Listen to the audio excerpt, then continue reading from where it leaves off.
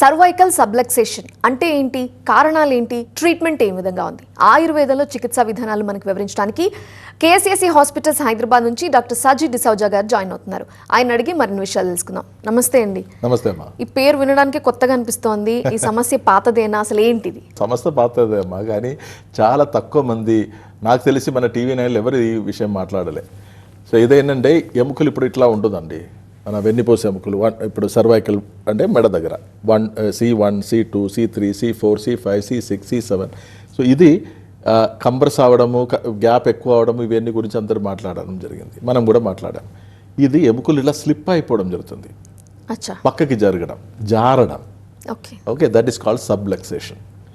ఈ సబ్లక్సేషన్ను ఇప్పుడు మనం మాట్లాడిన విషయంలో ఇంకొకటి ప్రత్యేకత ఏంటంటే, సర్జరీ అయిపోయి ప్లేట్ టు స్క్రూ ఫిక్స్ చేసిన ఒక patient which is 64-year-old patient, 64 సంవత్సరాలు ఉన్న ఒక పేషెంట్, వెన్నుపూసలది సర్జరీ అయిపోయి ప్లేట్ టు స్క్రూ పెట్టి ఫిక్స్ చేసిన పేషెంట్ కూడా ఆయనకి చెయ్యి కాలి ఏ మూమెంట్ లేకుండా అలాగే పడిపోయి ఉండే.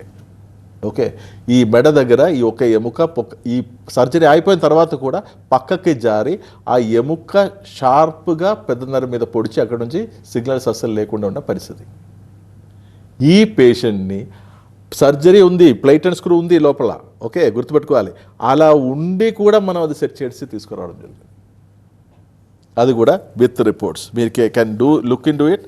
ఇప్పుడు ఇక్కడ చూడండి, దిస్ పేషెంట్ సర్జరీ చూడండి, ప్లేట్ అండ్ స్క్రూ ఉంది కదా, ఈ ఎముక పక్కకి జారి ఉంది, ప్లేట్ స్క్రూ ఇది ఉండే కూడా పక్కకి జారి అది పెద్దందర మీద పొడిచి అక్కడ నుంచి ఆయన చెయ్యి కాలు ఏం ఆడకుండా ఆల్మోస్ట్ ఆయనని స్ట్రెచ్చర్లో తీసుకురావడం జరిగింది. ఆ పేషెంట్ 64-year-old మ్యాన్. అది ట్రీట్మెంట్ తర్వాత జస్ట్ 2 weeks తర్వాత చూడండి, మొత్తం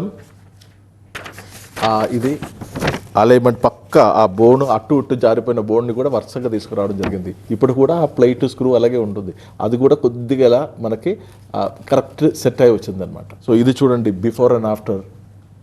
ఆపరేషన్ చేసి ప్లేట్ స్క్రూ పెట్టిన కేసు, ఆపరేషన్ పెట్టిన తర్వాత కూడా ఎముక జారి ఉండి ఆయనకి ఏం పని చేయకుండా ఉండేది.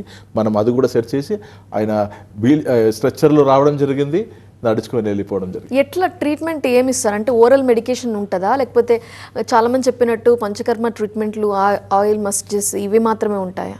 ఇలా ఉండాల్సిన ఎముకలు కంబరసాయి అది ముందు కనకపోయి ఉంటుంది. ఇది సబ్లక్సేషన్ సిచ్యువేషన్.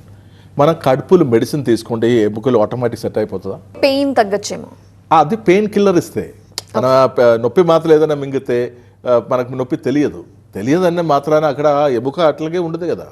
సో ఇక్కడ మనం చేసేది ఏంటంటే, ఆయుర్వేదంలో టెక్నిక్స్ ఉంటుంది, బోన్ సెట్టింగ్ టెక్నిక్స్ ఉంటుంది. ఈ బోన్ని మళ్ళీ యథావిధంగా మెల్లగా సెట్ చేయడం ఉండదు, ఒక్క రోజే సెట్ చేయలేము. సో దానికి వీసే డ్యూరేషన్స్ ఉంటాయి. ఇప్పుడు 7 days, 14 days, 21 days, 28 days, ఇట్లా ఆ సివియరిటీ బట్టి. అండ్ పీరియాడికలీ ఇప్పుడు ఇది 14 days తర్వాతనే మళ్ళీ మనం ఎక్స్రే తీసి చూడడం జరుగుతుంది, సెట్ అయిందా లేదా, ఎంతవరకు సెట్ అయింది. తర్వాత నరాలు పడిపోయిన నరాలు ENMG మళ్ళీ తీసి చూడడం జరుగుతుంది. పేషెంట్ కూడా మొత్తం సెన్సేషన్ వచ్చింది, చేయి పట్టు తిరిగి వచ్చింది, ముందు అసలు రాయడం కుదరలేదు, మళ్ళీ ఇప్పుడు చక్కగా రాయడం స్టార్ట్ చేశాడు, ఆయననే సొంతంగా నడుస్తున్నాడు, కాలుకి స్పర్శ గిర్షాన్ని వచ్చింది, నడవడం సొంతంగా చేస్తున్నాడు, వాష్రూమ్కి సొంతంగా వెళ్తున్నాడు. సో ఆ పేషెంట్కి తిరిగి తన మొబిలిటీ వచ్చిన ఒక సంతోషం ఉంటుందమ్మా. సో అది దట్ ఈస్ అప్పుడు ఏంటంటే, ఇలాంటి స్టోరీస్ రోజు ఇప్పుడు మామూలుగా ఏంటంటే, ఒక డాక్టర్ ప్రొఫెషన్ అనేది ఇప్పుడు అందరికీ వాళ్ళది ప్రొఫెషన్ అయితే అమ్మా అంటది కదా, ఇది ఒక దీనికైనా దరిద్రమైన ఒక ప్రొఫెషన్ లైఫ్లో లేదని అందరూ అనుకుంటారు. మన ఆడుతున్న వాళ్ళు కూడా అలా అనుకుంటారు, యాక్టింగ్ చేసిన వాళ్ళు కూడా అనుకుంటారు, మీలాగా ఎంజాయ్ చేస్తారు.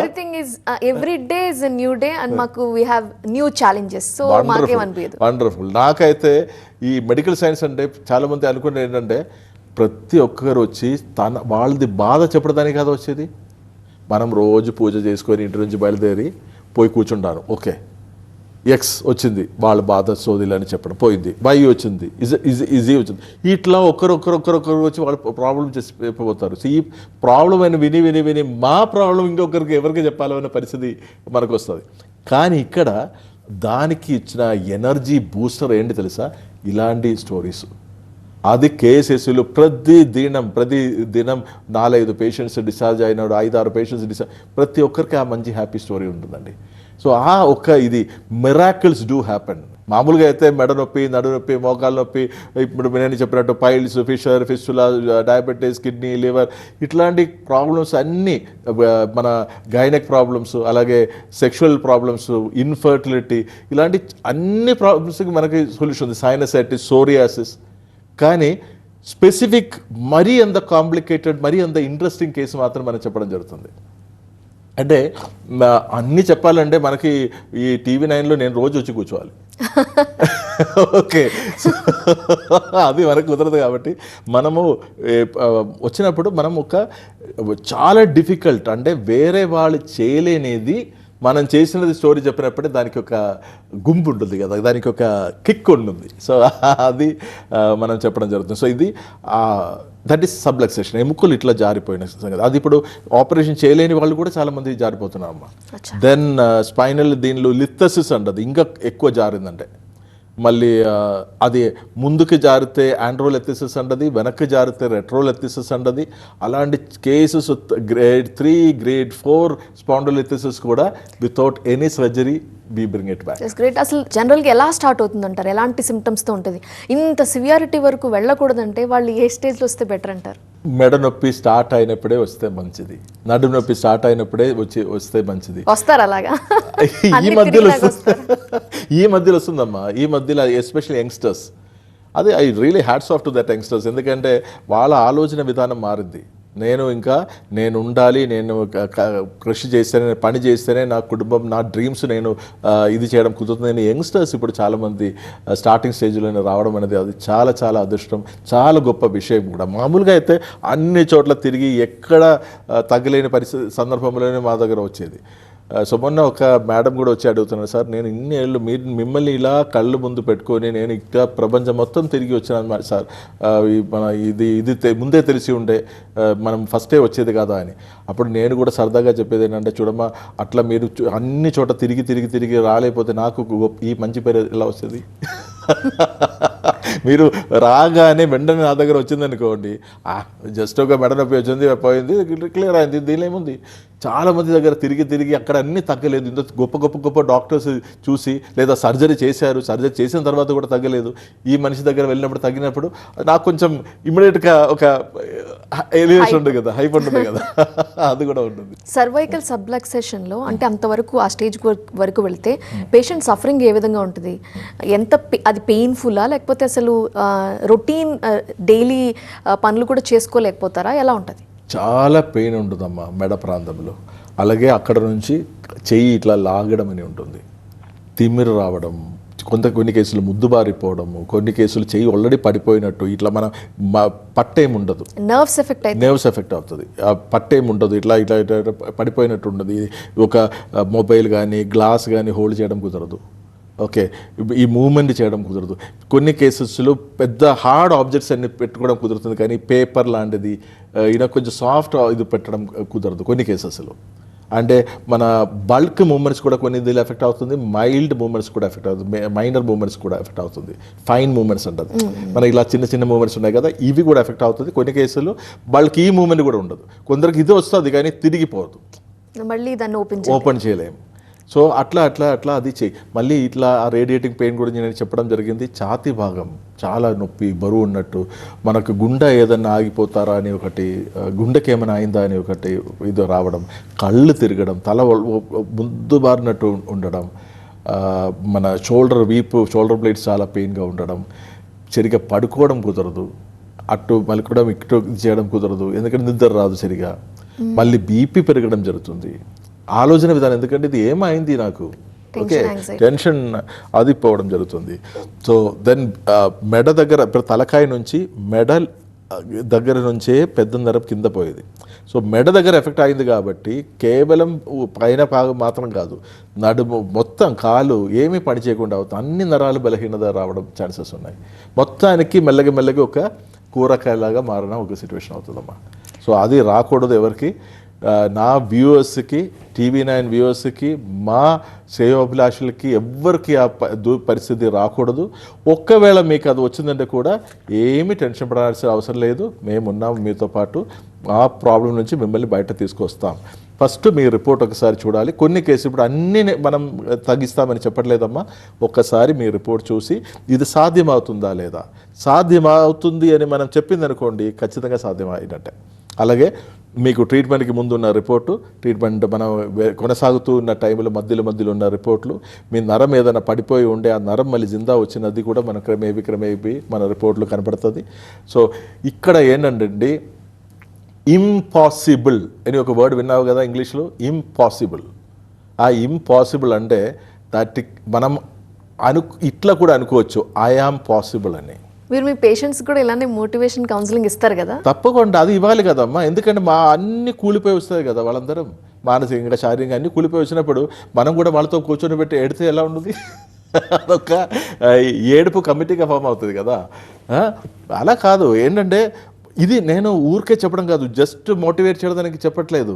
I'm talking on my strength of 30 years అమ్మా, ఆల్మోస్ట్ 30 years. 30 ఏళ్ళు పేషెంట్ని ఏడ్చుకొని వచ్చిన పేషెంట్ని నవ్వి తిరిగి పంపించిన చరిత్రం కేసీసీలో ఉంటుంది. ఓకే, సో ఆ ఒక దీనికి ఇప్పుడు హూ క్యాన్, ఈ ప్రపంచంలో ఇంకొక ఎవరు చెప్పొచ్చు, ఎవరు మోటివేట్ చేసుకోవచ్చమ్మా చెప్పండి? అంటే ఆయుర్వేదం అనే శాస్త్రంని ఎవరు నమ్మలేని ఒక సిట్యువేషన్లో, ఎవరు దాన్ని చిన్న చూపు చూసి అమ్మమ్మ వైద్యం, నాటు వైద్యం, ఇది మన అడవిలో ఉన్న ఏదో ఇది చెట్లు బంతులు అవి ఇవి అని అలా ఒక చిన్న చూపు చూపిన పొజిషన్ నుంచి ఇంగ్లీషులో సర్జరీ చేసిన తర్వాత కూడా తగ్గలేని కేసును మనం తగ్గించి పంపించడం అంటే, ఆ స్థాయికి తీసుకుపోవడం అంటే, ఇంకా ఆ కాన్ఫిడెన్స్ మాకు ఉన్నప్పుడు ఖచ్చితంగా మన లోపల నుంచి వచ్చిన ఫ్యాక్ట్స్ నుంచి వచ్చిన ఒక మోటివేషన్ ఉంది కదా. ఇది ఊరికే మన గాలిలో చెప్పే ఇది కాదు. ఇది మనం నిజాయితీగా జరిగిన సంగతి మీద మనం నడుచుకుని వచ్చిన దారులు, మనకు వచ్చిన కాన్ఫిడెన్స్, ధైర్యం, ఇది మన పేషెంట్స్ కూడా మనం చెప్పడం జరుగుతుంది. సో నథింగ్ టు వరీ అమ్మా. ఏ ప్రాబ్లం ఉండే కూడా మనం ఒక ట్రై చేస్తాం. నేను అన్నిటికీ సొల్యూషన్ చెప్పట్లేదు, కానీ we will try and then let's see. మనకి and every miracles, as I repeatedly say, is measured. అంటే మనము అది కొలత తీసుకుంటాం. అంటే ఇప్పుడు మెడికల్ టర్మ్స్ నేను చెప్పేది ఏంటంటే ట్రీట్మెంట్ డయాగ్నోసిస్. మీకు ఫలానా జబ్బు ఎంతవరకు ప్రాబ్లం ఉంది, మన ట్రీట్మెంట్ అయినాక ఎంతవరకు ఇంప్రూవ్మెంట్ అయింది, అట్లా మనం మెషర్ చేసిపోతాం. అప్పుడు ఏమవుతుందంటే ప్రతి పేషెంట్ కూడా డాక్టర్ మీద కాన్ఫిడెన్స్ పెరుగుతుంది కదా. లైఫ్ లైన్లో ఒక షార్ట్ బ్రేక్ తీసుకుందాం, చూస్తూనే ఉండండి TV9. కొంతమంది వెరీ బిగినింగ్లో అది మెడ నొప్పో లేకపోతే వెన్ను నొప్పి ఉన్నప్పుడు ఫిజియోథెరపీకి వెళ్ళి తగ్గింది అంటారు. అది నిజంగా హీల్ అవుతుంది, తగ్గుతుందా? అండ్ మీరు కూడా ఫిజియోథెరపీ సజెస్ట్ చేస్తూ ఉంటారా? చూడండి, ఫిజియోథెరపీ కూడా ఆయుర్వేదంది ఒక థెరపీ. ఓకే, సో ఇప్పుడు మనకి యోగా, న్యాచురోపతి ఎలా ఆయుర్వేదంది పార్టో, అదే విధంగా ఫిజియోథెరపీ కూడా ఆయుర్వేదిక్ పార్టే. What is physiotherapy? Physical therapy, శరీరంలో చేసిన హీలింగ్. థెరపీ ఈజ్ ఫిజికలీ చేసిన థెరపీ. ఆయుర్వేదం మసాజ్ ఈజ్ ఆల్సో ఫిజియోథెరపీ కదా. మనం చేసిన ప్రతి ఒక్కటి ఫిజియోథెరపీయే. సో కానీ మన ద సో కాల్డ్ ఫిజియోథెరపీ కాదు ఇక్కడ చేసేది. ఇక్కడ మనకి ఏమి అవసరం, ఇప్పుడు ఎముకలు ఇలా దగ్గరకాయ ముందుకెనకి పోయి పెద్దందర మీద పొడుస్తుంది అనుకోండి, ఆ ఎముకలు తిరిగి సెట్ చేయాలి. సో అది సెట్ చేసేది మనం ఊరికే పేషెంట్ కూర్చోబెట్టి ఇట్లా పూజ చేస్తే సెట్ అవ్వదు కదా. మన ఎక్కడ కదిలింది అక్కడ చేయితో అది సెట్ చేయడమే జరుగుతుంది. ఇది we are definitely doing a physical therapy there. So అది కానీ వేరే ఒక సిస్టమ్ గురించి, ఇప్పుడు అదొక సపరేట్ సిస్టమ్ లాగా ఉంటుంది.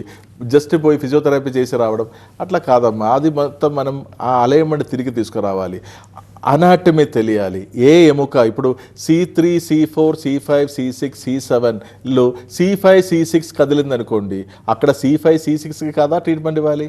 C3, C4కు లేదా C6, C7కి ట్రీట్మెంట్ ఇచ్చి లాభం ఏంటి?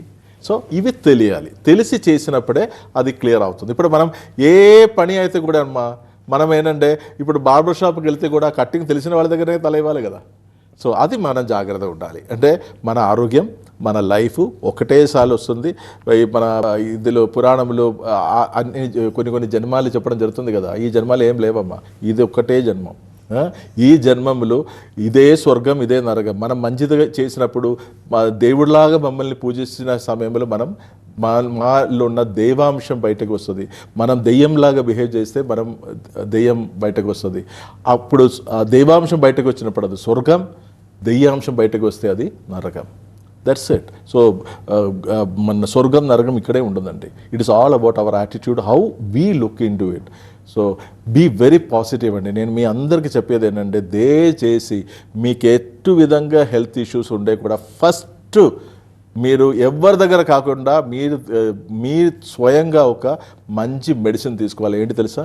మనోధైర్యం and will power, strong will power. ఏం కాదు నాకు, అంతే. బాకీ ఒక మంచి డాక్టర్ది తోడు కూడా ఉండే కథం, ప్రాబ్లమ్ సాల్వ్. ట్రీట్మెంట్ తర్వాత ఏమైనా ఎక్సర్సైజ్లు చేయండి అంటే ఫ్రీ మూమెంట్ కోసం అని చెప్తుంటారా సార్? సజెస్ట్ చేస్తారా? ఇది ఎముకలు అన్ని సెట్ అయిన తర్వాత అది కొంచెం మసిల్స్, టెండన్స్, లిగమెంట్స్ అక్కడ హీలింగ్ అవ్వాలి. అది మొత్తం సెట్ అయిన తర్వాత as they have to do physical exercises కదా.